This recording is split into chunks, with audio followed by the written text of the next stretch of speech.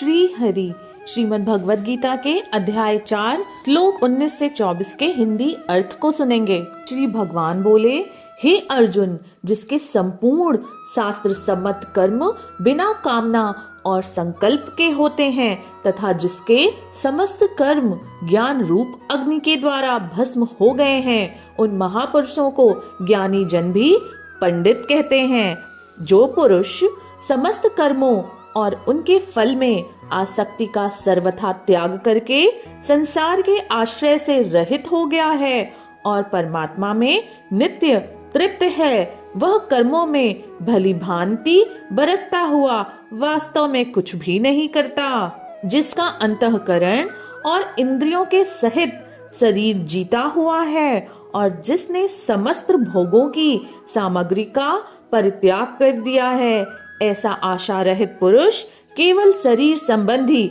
कर्म करता हुआ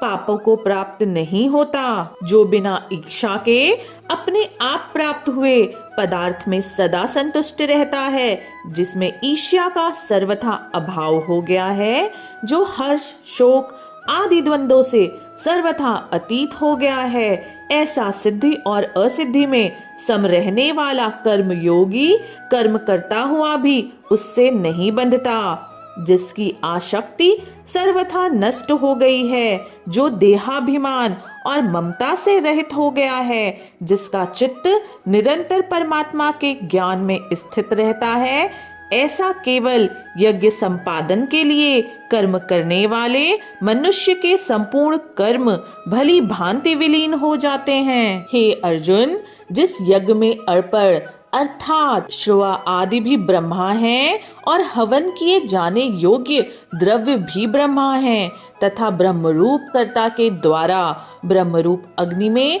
आहुति देना रूप क्रिया भी ब्रह्मा ही है, उस ब्रह्म कर्म में स्थित रहने वाले योगी द्वारा प्राप्त किए जाने वाले योग्य फल भी ब्रह्मा ही हैं।